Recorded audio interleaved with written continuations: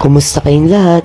Ito nga, wala tayong masyadong vlog ngayon sa mga santo-santo dahil na-busy rin tayo sa mga personal nating buhay. Ito nga, gusto kong ikwento sa inyo ang history ng aming La Boda de Cana na nilalabas sa parokya ng San Isidro Labrador dito sa Barangay Napindan. Ang aming pong angkan dito sa Napindan ay isa sa may pinakamalaking angkan dito sa aming barangay.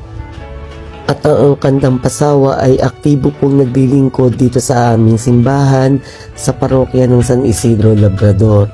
Kaya nagdesisyon yung mga matatanda sa amin na mag-contribute sila ng pera para mapagpagawa din talaga ng imahen na ipoposisyon at ilalabas ngayong Holy Week. Yung unang imahen na pili ay yung La Gran Mayor Dolor kung saan si San Juan at yung Birhen po yung makikita sa tagpo.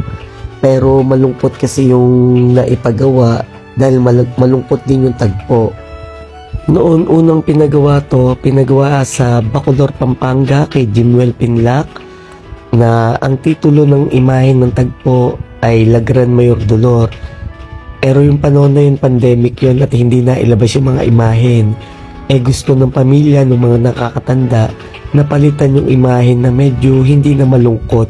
Kaya nagdesisyon sila ang aming angkan na palitan ng tagpo at gawing ang unang himala ni Jesus na naganap sa kasalan sa Cana o ito nga yung La Boda de Cana. Ang nangyari, pinarepair ito kay Jeff Rubio ng Pampanga. Yung imahe ni San Juan ay ginawang Kristo at yung Birhen ay nanatiling Birhen.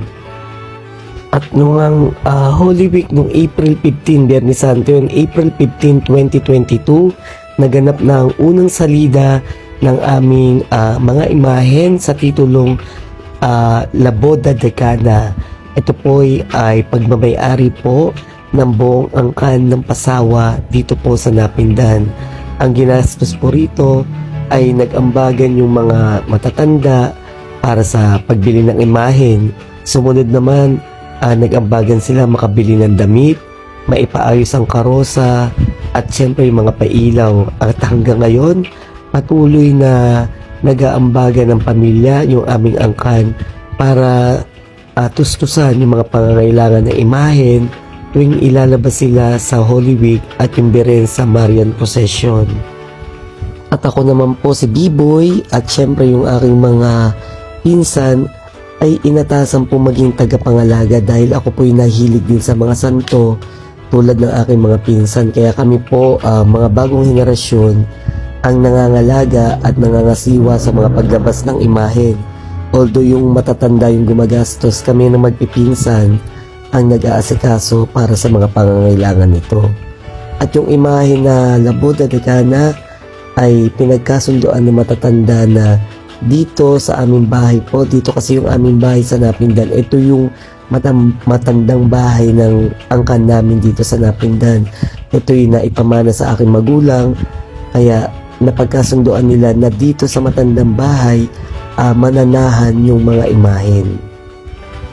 Hindi din kasi talaga madali mag-asikaso at syempre magastos din yung paglabas ng mga imahen, kaya pasasalamat kami sa aming angkan, sa aming mga nakakatanda, sa aming magpipinsan na talagang pag nilalabas yung imahen ay talaga naman nagsusupport sila financially at syempre sa lahat ng pangangailangan, effort para sa paglalabas ng imahen.